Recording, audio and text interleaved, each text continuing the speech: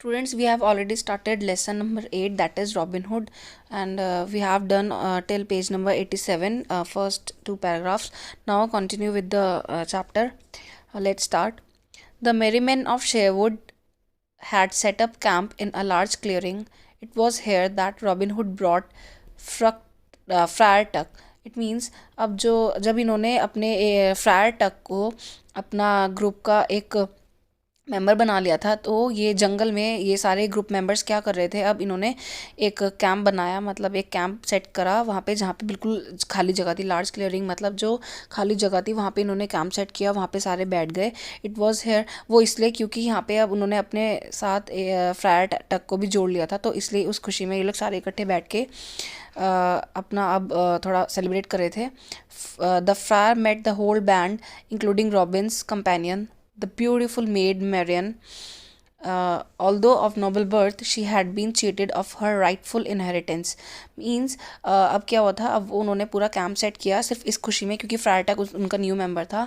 फिर पूरा बैंड यानी कि जितने भी ग्रुप के सारे मेंबर्स थे सारे इकट्ठे बैठे और उन सबको किससे मिलवाया गया, फ्रायर टक को सबसे मिलवाया गया। यहाँ तक कि जो रॉबिन हुड की गर्लफ्रेंड थी, उनकी जो गर्लफ्रेंड थी उनका नाम था मैरियन, मेड मैरियन, तो वो उनकी कंपेनियन यानी कि पार्टनर टू बी वाइफ जो होने वाली थी, उनकी बनने वाली थी, उनसे भी मिलवाया गया।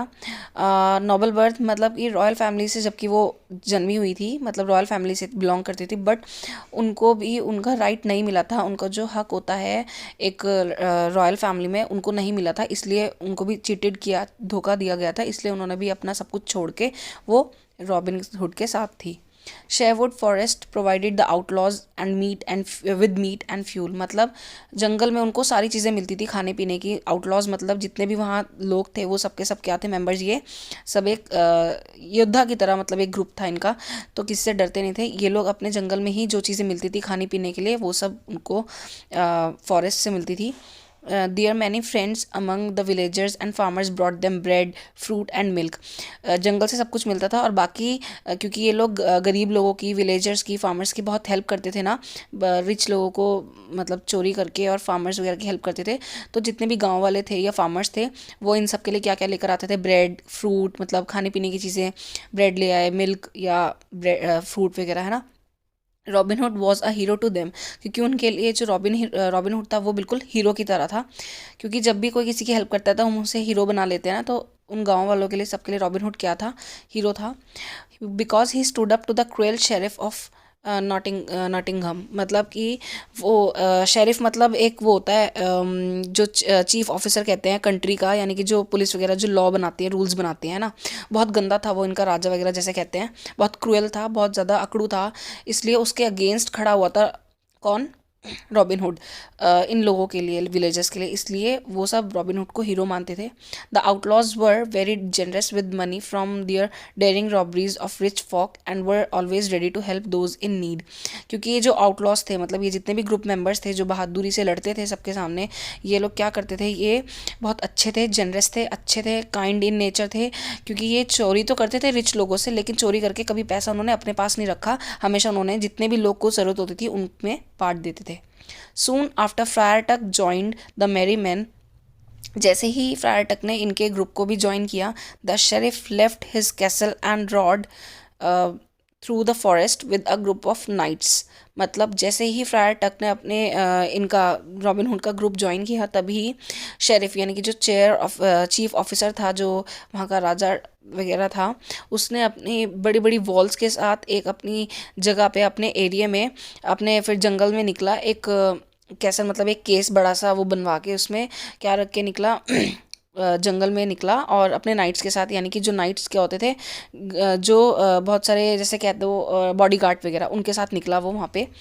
देवर स्कॉटिंग अ, अब क्या हुआ था कि जो वहाँ का चीफ ऑफिसर था उसको पता लग गया था कि फ्रायर टक जो है उसने ग्रुप रॉबिन हुड के ग्रुप को ज्वाइन कर लिया है, वो और ज़्यादा ताकतवर है, वो दूर से ही निशाना लगाता है तो कुछ भी उसके निशाने से बच नहीं सकता। तो इन्होंने, वो डर गया तो उसने क्या किया, अपने कैसल मतलब अपने लोगों के साथ और चारों तरफ बड़ी सी दीवारें खड़ी करके वो रोड मतलब भागा, वहाँ से निकला फॉरेस्ट के थ्रू, अपने अपने अपने जितने भी बॉडी गार्ड्स थे उनके साथ। और क्या करा था उसने, एक कार्ट तैयार किया था, कार्ट मतलब एक बड़ी सी बैलगाड़ी टाइप या गाड़ी जो भी होती है, उसमें क्या रखा होता है, स्कॉटिंग मीन्स प्रोटेक्शन, किस चीज़ को प्रोटेक्ट कर रहा था वो, उस गाड़ी में रख के क्या लेकर जा रहे थे? He was carrying a trunk filled with gold goblets and jewels, मतलब कि एक पूरा बड़ा सा बॉक्स लेकर जा रहे थे। उसमें क्या भरा हुआ था? मतलब उसमें सोने की चीज़ें थी, डायमंड वगैरह की सारी चीज़ें थी, गॉबलेट्स एंड ज्वेलरीज वगैरह थी, डायमंड एंड सोने की चीज़ें वो लेकर बचा के जा रहा था। Robin Hood won't dare attack such a well guarded treasure, thought the sheriff grimly. मतलब जो शेरिफ था ना, जो चीफ ऑफिसर, उसको लगा कि रॉबिन हुड की अब हिम्मत नहीं होगी हम पे अटैक करने की, क्योंकि इतने अच्छे से मैंने अपने सारे के सारे ग्रुप को क्या किया हुआ है, प्रोटेक्शन दी हुई है, इतने सारे बॉडीगार्ड लेकर जा रहा हूँ, पूरी तरह से कवर करके चारों तरफ से लेकर जा रहा हूँ, तो हम पे अटैक नहीं करेगा। थॉट द शेरिफ ग्रिमली, ये कौन सोच रहा था? शेरिफ सोच रहा था। हाउ रॉन्ग ही वॉज, कितना गलत था वो। As the escort reach the deepest part of the forest, thwack means वो शेरिफ यानी कि जो चीफ ऑफिसर है उसने गलत सोची ये बात कि रॉबिन हुड हम पे अटैक नहीं कर पाएगा, क्योंकि जैसे ही वो अपने स्कॉट अपनी टीम के साथ, अपने मेंबर्स के साथ जंगल के गहराई में पहुंचा, तभी एक थ्वैक करने की आवाज़ आई। An arrow trimmed with green feathers flew over their heads and locked in a nearby tree. The knights looked at one another in dismay. क्या हुआ था कि जैसे ही वो जो शेरिफ था वो अपने लोगों के साथ जंगल के बीच में पहुंचा, तभी एक एरो चलने की आवाज़ आई। एरो बहुत दूर से आया था और उनके सब जितने भी मेंबर्स थे, जितने भी बॉडीगार्ड्स थे, उनके सिर के ऊपर से होते हुए, उनके मतलब जो फेदर्स थे उनको उड़ाते हुए वो तीर लगा जाके एक ट्री पे। तो जितने भी नाइट्स थे, नाइट्स मीन जो भी बॉडीगार्ड्स थे, वो एक दूसरे को देखने लगे डर के मारे, टेंशन के मारे कि ये क्या हुआ अचानक, ये तीर कहाँ से आया। सब एक दूसरे की शक्ल देख के चौंकने लगे थे। Now come to the next page, page number 88. Suddenly a bugle call rang out from the treetops. Bugle means ये आपको जो पिक्चर में दिख रहा है ये मीन्स एक वॉइस हुई, इससे एक आवाज़ आई। bugle means एक military signals like bell ranged up. You can write on the top of the word. जो मिलिट्री सिग्नल्स देते हैं, जैसे कि एक बेल बजती है, तो वैसे ही एक छोटी सी घंटी लाइक अ स्मॉल ट्रम्पेट, वो जो मैंने अभी पिक्चर में लास्ट आपको दिखाया था वो एक स्मॉल ट्रम्पेट था, जिसे बजा के इन्होंने एक इशारा दिया था मेरी मैन ने। मीन्स अब वो क्या थे, वो लोग ट्री टॉप्स, यानी कि suddenly a bugle call rang out from the tree tops and dozens of merry man swooped down on to the backs of the knights. मतलब कि जो जंगल में जो ट्रीज़ थे, ट्रीज़ के ऊपर, ट्री टॉप्स, यानी कि ट्री टॉप्स का मतलब होता है upper most part of a tree, मतलब पेड़ के ऊपर बैठे हुए थे सारे के सारे मेरी मैन, यानी कि रॉबिन हुड और उसके जो मेंबर्स थे ग्रुप के, वो सारे के सारे कहाँ बैठे हुए थे? ट्रीज़ के ऊपर बैठे हुए थे। वहाँ से इन्होंने एक सिग्नल दिया अपने सब आदमियों को, एक दूसरे के मेंबर्स को। उन्होंने ब्यूगल कॉल मीन्स उस ट्रम्पेट से, स्मॉल ट्रम्पेट से वो आवाज़ निकाली, साउंड की, और उसके बाद कहाँ कूद पड़े? Swoop means jumped. तो किसके ऊपर कूद पड़े? जो नाइट्स थे, जो शेरिफ यानी कि चीफ ऑफिसर के जितने भी बॉडीगार्ड्स वगैरह थे, उनके ऊपर कूद गए, उनके ऊपर बैठ गए। Thank you sheriff, said robin hood grabbing his sword. Sword means तलवार, ठीक है। तो अब रॉबिन हुड ने बड़े उससे कहा, mark this for who said to whom, thank you sheriff. किसने कहा? रॉबिन हुड ने शेरिफ को, चीफ ऑफिसर को, कि थैंक यू शेरिफ कि तुमने मुझे मौका दिया कि हम तुम्हें पकड़ पाएँ और तुम्हारा सारा माल चुरा सके। ग्रैबिंग हिज स्वॉर्ड, उसकी तलवार उसने अपने पास ले ली। क्विक एज अ विंक, मतलब बहुत जल्दी, विंक मतलब वेरी फास्ट, इतनी जल्दी से उसके ऊपर कूद के अटैक करके उसने उनसे उसकी तलवार ले ली। द मेरी man disarmed the whole troop and rounded up their horses.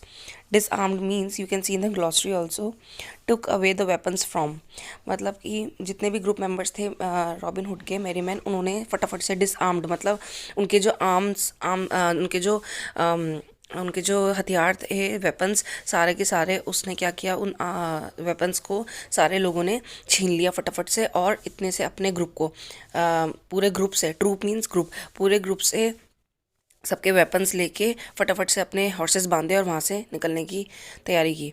They strip them of their fine clothes and left the sheriff and his knights to find their way home in nothing but their shirts।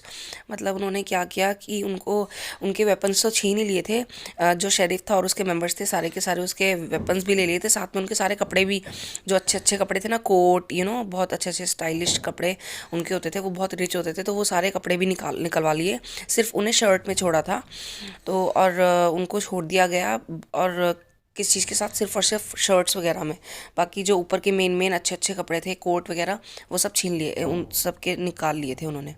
The sheriff was dining in the great hall of his castle. मतलब अब जो sheriff था, जो chief officer था, वो अपने castle के, मतलब अपने पैलेस के बड़े से पैलेस में ऐसे ही बैठा हुआ था। Sir Guy of Gisborne was there with his wife Lady Matilda. It means अब शेरिफ जो था, शेरिफ जो चीफ ऑफिसर था, वो हार के आ चुका था। अब वो बड़े से पैलेस में बैठा हुआ था डाइनिंग टेबल पे, और उनके साथ उनके जो ऊपर और जो ऑफिसर्स होते हैं इससे भी ऊपर, वो भी बैठे हुए थे अपनी अपनी वाइफ मेटिल्डा के साथ। तो अब गुस्से में रॉबिन हुड ने कहा कि सॉरी गुस्से में शेरिफ ने कहा अपने बॉस को, लाइक गिस्बॉर्न को, कि हमें पकड़ लेना चाहिए था रॉबिन हुड को, गुस्से में कहा। तो वो बोला, फिर से शेरिफ बोला कि हमें पकड़ लेना चाहिए था रॉबिन हुड को। जो कॉमन पीपल है, यानी कि आम आदमी, आम जनता है, वो सोचती है कि उनके पास पूरा का पूरा हक है, वो कुछ भी कर सकते हैं, वो कुछ भी जो करना चाहते हैं वो कर सकते हैं, अगर वो ऐसे ऐसे एस्केपेडेस को देखेंगे। मतलब क्या, जो एडवेंचर्स, मतलब क्या है कि अब पुलिस को लग रहा है, इन सबको ऑफिसर्स को लग रहा है कि रॉबिन हुड अगर हमारे साथ ऐसी हरकत कर सकता है बिना डरे, हमें लूटपाट मचा सकता है हमारे साथ भी, तो आम जनता भी हमें कुछ नहीं समझेगी, हमसे डरेगी नहीं, उसको लगेगा कि वो भी जो चाहे मर्जी वो हमारे साथ कर सकते हैं। अगर रॉबिन हुड ने इतनी हिम्मत कर ली तो हमें कुछ करना पड़ेगा। फिर क्या हुआ, फिर सर जो गाय थे, मतलब जो सर गाय गिस्बॉर्न थे, उन्होंने उसकी तरफ, रॉबिन हुड की तरफ देखते हुए बोला, ईजियर सेड देन डन। मतलब इतनी आसानी से तुमने ये बात बोल दी कि हमें रॉबिन हुड को पकड़ लेना चाहिए था, ये वो, कि लोग हमारे साथ ऐसा करेंगे अगर उन्हें देखेंगे तो, लेकिन तुमने किया तो है नहीं ऐसा कुछ भी, पकड़ा तो है नहीं उसको, गुस्से में कहा। देन जो गिस्बॉर्न थे, उनकी वाइफ लेडी मेटिल्डा हंसी और बोली, why not catch him with his own cleverness. क्यों ना हम उसको, रॉबिन हुड को पकड़ें उस हमारी खुद की चालाकी से। So mark this for who said to whom, why not catch him with his own cleverness. किसने कहा, लेडी मेटिल्डा ने कहा कि क्यों ना हम उसको अपनी चालाकी से पकड़ें। I hear he was suppose to be the best archer in the land. मतलब वो, मैंने सुना है, किसने कहा ये, लेडी मेटिल्डा ने कहा कि मैंने सुना है कि वो बहुत अच्छा तीर तीर चलाता है, इस धरती पे चलाता था। तो जो गिस्बॉर्न थे उनको भी ये बात सुन के इंटरेस्टिंग लगी। सर गए was looked interested if you held an archery tournament and offered a prize rich enough to lure robin hood. मतलब अब वो बोले गिस्बॉर्न कि अगर तुम ये टूर्नामेंट रख लो तो उसमें हम अच्छा सा प्राइज़ एक रखते हैं, जिससे कि रॉबिन हुड को ललचाने के लिए बहुत इनफ होगा, क्योंकि वो आएगा ज़रूर प्राइज़ देख के और फिर उसको हम पकड़ लेंगे। He began, and if some unknown man won over all our best archers, we would know he must be Robin Hood, and I could throw him in my dungeon then and there, right? It means कि cried the sheriff. तो sheriff बोला, यानी कि जो chief officer था वो बोला कि अगर कोई अननोन मैन जीता हमारे उस टूर्नामेंट में तो हम समझ जाएंगे कि वो रॉबिन हुड ही होगा, क्योंकि इस पूरे लैंड पे इस टाइम पे कोई भी उससे अच्छा तीर कमान नहीं चला था। फिर हम उसको पकड़ के अपने प्रिजन में डाल देंगे। डंजियन मीन्स प्रिजन, यानी कि जेल, अपनी कैद में डाल देंगे। कौन चिल्लाया गुस्से में अब ये बात, किसने प्लान किया ये सब, चीफ ऑफिसर ने।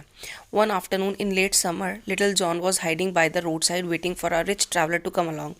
एक दिन दोपहर में, गर्मियों में, one afternoon in late summer, मतलब कि गर्मियों में दोपहर में, लिटिल जॉन यानी कि जो मेंबर था रॉबिन हुड का, वो सड़क के किनारे एक छुपा हुआ था कहीं पे, वेट कर रहा था किसी रिच ट्रैवलर का, मतलब कि कोई रईस आदमी आए, हम उसको पकड़ के ले जाएं या फिर उसके पास से चोरी करें।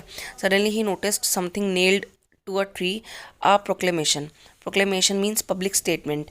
जैसे हमने नोटिस राइटिंग पढ़ा है ना, जैसे स्कूल्स वगैरह में नोटिस बोर्ड पे नोटिस लिखते हैं, तो वैसे ही ये जो गवर्नमेंट है जैसे नोटिस छापती है न्यूज़पेपर वगैरह में, तो पहले के टाइम पे जो राजा महाराजा ये सब होते थे, ये चला एक गेम खेलने के लिए ये लोग भी पेपर पे, जैसे वांटेड वगैरह होता है ना, ऐसे ही एक पेपर पे नोटिस जारी करके ये लोग पेड़ वगैरह पे चिपका देते हैं, लगा देते हैं। तो जब लिटिल जॉन का ही छुपा हुआ था, किसी के आने का इंतज़ार कर रहा था, किसी ट्रैवलर का, कि हम उससे चोरी करें, तभी उसने एक चीज़ नोटिस की। उसने देखा कि एक ट्री पे मतलब नेल्ड मतलब कील से लटकाया हुआ था एक प्रोक्लेमेशन, मतलब पब्लिक स्टेटमेंट थी, एक नोटिस था। Little John could not right, वो पढ़ नहीं सकता था, उसको पढ़ना नहीं आता, कुड नॉट रीड, वो पढ़ नहीं सकता था। So he did the next best thing, he tore the proclamation of the post and sped back to the outlaws camp. उसको पढ़ना नहीं आता था, तो उसने एक अच्छी चीज़ की। उसने क्या किया, प्रोक्लेमेशन जो था पब्लिक स्टेटमेंट, वो नोटिस उतार के वहाँ से वो वापस चला गया। उसने फिर वेट नहीं किया किसी का, वो वापस चला गया अपने कैंप में, यानी कि आउटलॉज कैंप, यानी कि अपने दोस्तों के पास। So now come to the next page, page number 89। Made Marian read the parchment. Parchment means skin of sheep or goats prepared so that it can be written on. मतलब जो sheep या goats वगैरह होते हैं ना, उनकी skin के ऊपर पहले पब्लिक नोटिस वगैरह लिखे जाते थे। तो मेड मरियन मीन्स जो रॉबिन हुड की गर्लफ्रेंड थी, क्योंकि वो पढ़ी लिखी थी, रॉयल फैमिली से थी, तो उसको पता था कैसे रीड करना है। तो उसने वो पार्चमेंट पढ़ा। Why there is to be an archery tournament and the prize is 1,000 gold coins, she gasped. मतलब शी गैस्प्ड मतलब वो बोली, मन में उसको अजीब सा लगा ये बात, कि ऐसा क्यों है कि एक आर्चरी टूर्नामेंट रखा गया है और उसका प्राइस जो रखा है इन्होंने, इतने ज़्यादा पैसे, इतना ज़्यादा प्राइस रखा है, 1,000 gold coins. I wonder mused Robin Hood. Robin Hood was thinking कि ऐसा क्यों रखा गया है टूर्नामेंट। तो वो सोचने लगा, it seem too good to be true. अगर सच है तो बहुत अच्छा है कि हमें प्राइस मिल जाएगा। It may be more of a challenge than we bargain for, वॉन रॉबिन। तो फिर वो बोले कि मतलब कि वो बोली मरियन कि अगर ये चैलेंज है तो बहुत अच्छी बात है, हमें किसी से बार्गेनिंग नहीं करनी पड़ेगी, बट फिर भी हमें अवेयर रहना चाहिए। The outlaw band laid their plans carefully. जो ग्रुप थे मेरे मैन, यानी कि रॉबिन हुड का पूरा ग्रुप था, इन्होंने प्लान्स को अच्छे से, इनको प्लान बनाया है। And on the day of tournament के दिन क्या किया, दे अप्रोच द कैसल, मतलब जो शेरिफ थे, यानी कि उनका जो पैलेस वगैरह था, उनके यहाँ पे पहुँचे, शेरिफ के एरिया में पहुँचे ये लोग, प्लानिंग करके अच्छे से। किस तरह से तैयार होके गए थे, dressed as peasants and villagers. Peasants means farmers, गांव वाले, और फार्मर्स किसान बन के गए थे ये लोग, ताकि इन्हें कोई पहचान ना पाए। Robin Hood rode a fine horse and had disguised himself as a noble man. Disguised means, you can see in the glossary also, change clothes and looks to hide a person's true identity. मतलब उसने इस कपड़े इस तरह से बदले हुए थे, डिस्गाइज मतलब अपने आप को इस तरह से, अपना भेस बदला हुआ था कि कोई उसकी असली पहचान ना पहचान पाए, मतलब उसे देख ना पाए, उसे आइडेंटिफाई ना कर पाए कि ये रॉबिन हुड है। और वो नॉर्मल से सिंपल हॉर्स पे गया था उस दिन। Sir Guy of Gisborne and the Sheriff of Nottingham were keeping a sharp eye out of Robin Hood. अब ये जो सर थे गाय ऑफ गिस्बॉर्न, वो और जो चीफ ऑफिसर था, ठीक है, शेरिफ नॉटिंघम का, इन्होंने नज़रें गड़ा रखी थी रॉबिन हुड के लिए कि कहीं आए पकड़ा जाए, हम देख लें उसे। But no one had yet beaten the best of the sheriff's man. But किसी ने भी आज तक शेरिफ के आदमियों को नहीं मारा था, ठीक है, ऐसे जैसे कि उसने बजाया था रॉबिन हुड ने।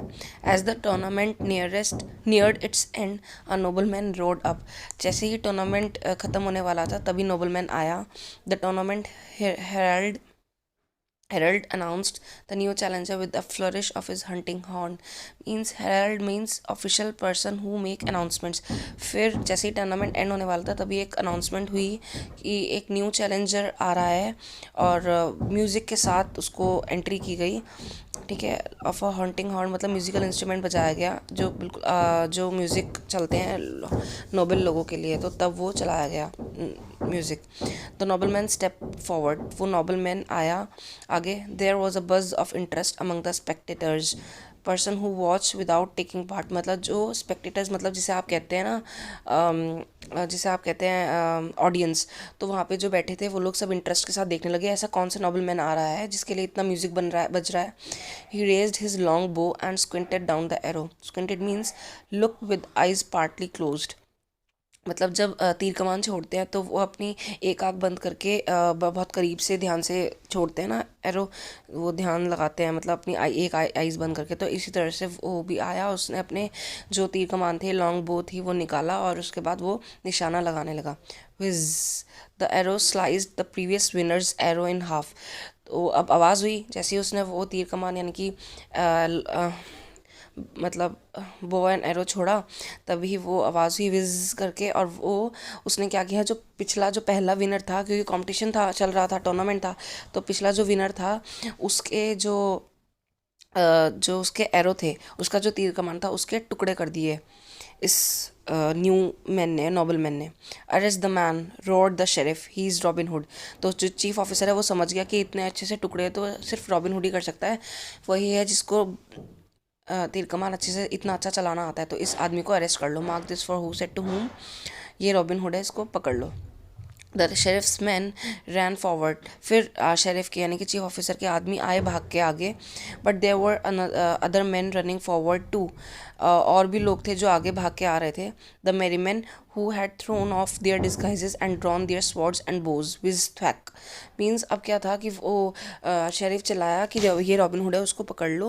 और इतने में उसके आदमी तो आगे आए, साथ में रॉबिन हुड के भी जितने भी आदमी थे ना, ग्रुप मेंबर्स सारे के सारे, वो भी आगे आए। उन्होंने भी अपना जो भेष बदला हुआ था वो सारा उतारा और फटाफट से अपनी तलवारें निकाली, अपने तीर कमान वगैरह निकाले, और विज थैक मतलब वहाँ पे लड़ाई शुरू हो गई थी। Now come to the next page, page number 90, last page of this lesson. Hurray for merry England. अब ये रॉबिन हुड चलाया कि वो मस्ती में, मतलब कि इतना खुश था वो कि वो बैटल जीत गए, तो उसने ऐसे किया कि मज़ा आ गया, लाइक हुर्रे हमारे लिए, हम लोगों के लिए अच्छा हुआ। देन रॉबिन हुड ने क्या किया, leaping into the saddle and sweeping up the sack of gold coins. Means leaping मतलब कि किसी भी चीज़ के सहारे, जैसे एरो था ना, bow and arrow, long stick, उसके सहारे वो भागते हुए कूदा और उससे जंप करके वो किस पे बैठ गया, घोड़े पे बैठ गया। फिर फटाफट से उसने क्या किया, sweeping up the sack of gold coins, मतलब जो भी गोल्ड कॉइन्स थे वहाँ पे वो सारे के सारे उठा के वो उस बॉक्स को या उस जिस भी पोटली में होते हैं, जैसे आपने पिक्चर में देख ही सकते हैं, पिक्चर में घोड़े पे बैठा हुआ है रॉबिन हुड, एकदम से चढ़ के बैठ के वो उसको जो गोल्ड कॉइन्स का था थैला, उसको उठा के वो भाग निकला वहाँ से। अब बोल रहा था व्हाट अ बैटल, क्या बैटल था ये, लिटिल जॉन ने कहा। अब क्या हुआ, हाँ, Little John and Friar Tuck gleefully knock the sheriff's man down while their leader escaped. ठीक है, तो अब क्या किया, लिटिल जॉन था और फ्रायर टक, इन्होंने फटाफट से बड़े बड़े मज़े में चेयरफुली इन्होंने शेरिफ के आदमियों को गिरा डाला, क्योंकि उनका जो लीडर था यानी कि शेरिफ था वो तो छुप गया था और गिस्बॉन्ड भी छुप गए थे डर के मारे। In the confusion that followed, अब ये सब कन्फ्यूजन हो गई कि कौन सा आदमी किसके आदमी है। तो उसी में क्या किया, जो मेरी मैन थे सारे के सारे, जो रॉबिन हुड और रॉबिन हुड के ग्रुप मेंबर से, सारे के सारे भीड़ में निकलते हुए फटाफट से डिसअपियर हो गए, मतलब भाग निकले और फॉरेस्ट की तरफ निकल चुके थे, अपने जंगल की तरफ। Time to move on cried Robin Hood as he mounted his horse, मतलब कि रॉबिन हुड जोर से बोलने लगा, चलो चलो जल्दी, अब यहाँ से निकलने का वक्त आ गया है, क्योंकि मैं तो अपने घोड़े पर बैठ चुका हूँ। But we will be back to stop the sheriff's wicked plans another day, लेकिन हम फिर वापस आएंगे और शेरिफ के जो चीफ ऑफिसर है इसके सारे प्लान्स को एक दिन और नष्ट करेंगे किसी और दिन आके। सो ये जीत हुई किसकी, जीत हुई रॉबिन हुड और उसके मेंबर्स की। So it was the interesting story. So here we are end with this chapter, we have done this chapter, go through it.